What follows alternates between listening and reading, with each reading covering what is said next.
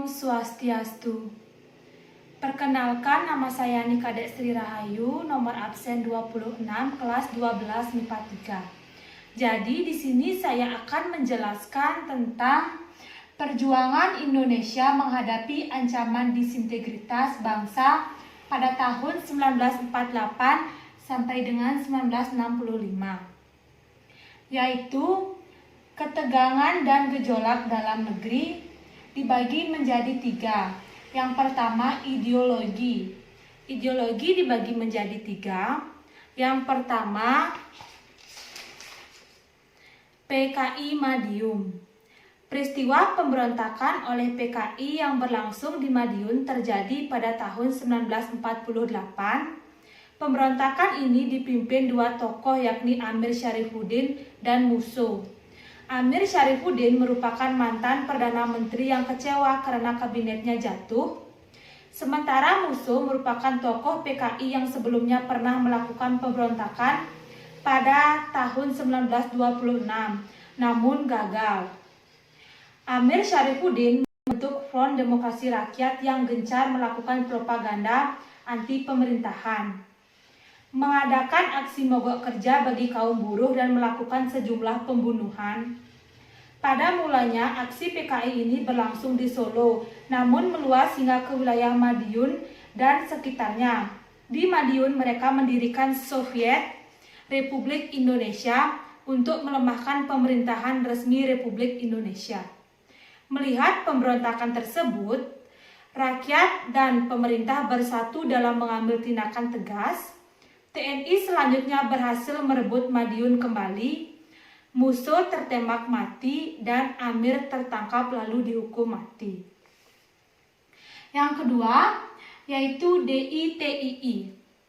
DITII merupakan pemberontakan yang berpusat di Jawa Barat yang dipimpin Sekar Maji Kartosuwiryo.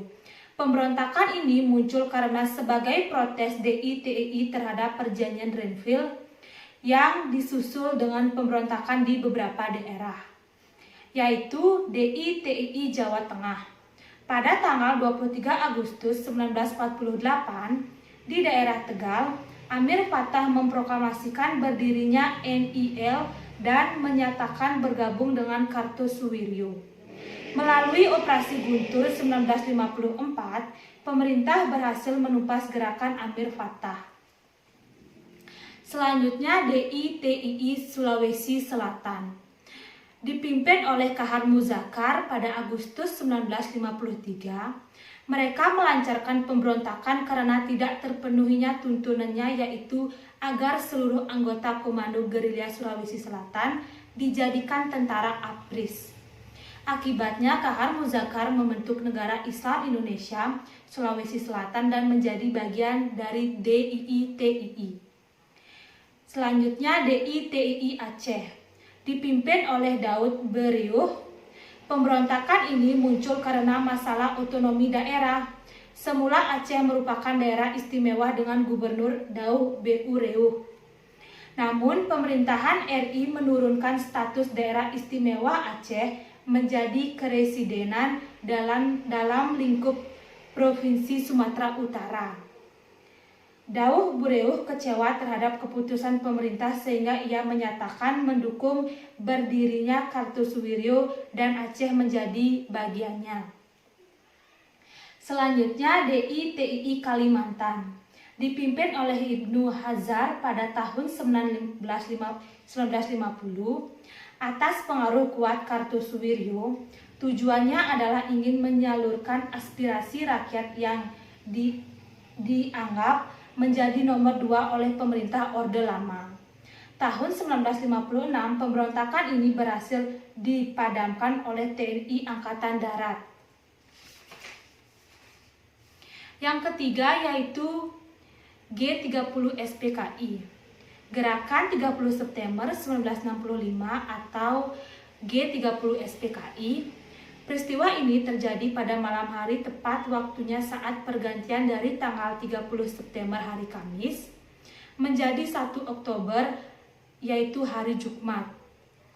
tepat tengah malam dengan melibatkan pasukan Cakrabirawa dan anggota Partai Komunis Indonesia atau yang disingkat sebagai PKI. Gerakan ini bertujuan menggulingkan pemerintahan Presiden Soekarno dan menginginkan pemerintahan Indonesia menjadi pemerintahan komunis. Atas kejadian yang membuat luka bangsa Indonesia, rakyat menuntut kepada Presiden Soekarno supaya membubarkan Partai Komunis Indonesia. Selanjutnya Presiden Soekarno memberikan mandat pembersihan semua struktur pemerintahannya kepada Mayor Jenderal Soeharto yang terkenal dengan surat perintah 11 Maret 1966. Baik, demikian untuk penjelasan separatisme ideologi. Sekarang saya akan melanjutkan separatisme sistem pemerintahan. Separatisme sistem pemerintahan dibagi menjadi dua. Yang pertama PRRI atau Permesta. PRRI adalah singkatan dari Pemerintah Revolusioner Republik Indonesia. Sementara Permesta adalah singkatan dari Perjuangan Semesta atau Perjuangan Rakyat Semesta. Pemberontakan keduanya sudah muncul saat menjelang pembentukan Republik Indonesia Serikat tahun 1949. Akar masalahnya yaitu saat pembentukan RIS tahun 1949 bersamaan dengan dikerucutkan divisi Banteng hingga hanya menyisakan satu brigade saja. Akhirnya pemberontakan PRRI Permesta baru dapat diselesaikan pada bulan Agustus 1958.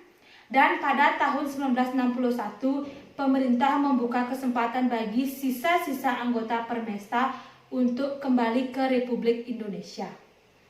Yang kedua yaitu BFO.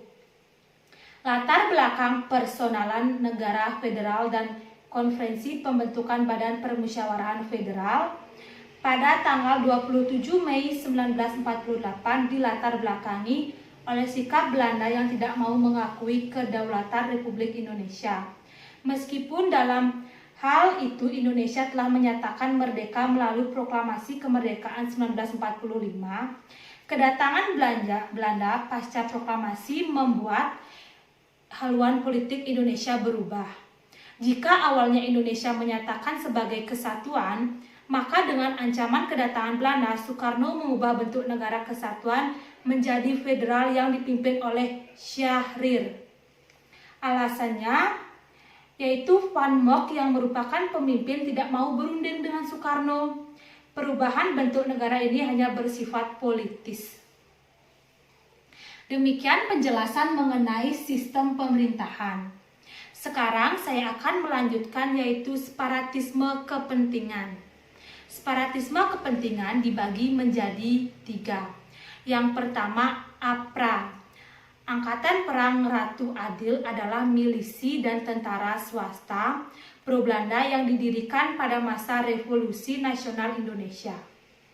Milisi ini didirikan oleh Kapten DST KNIL Raymond Westerling setelah demobilisasinya dari Kesatuan Depot Spesial Trepon, Depot Pasukan Khusus KNIL, pada tanggal 9 Januari 1949.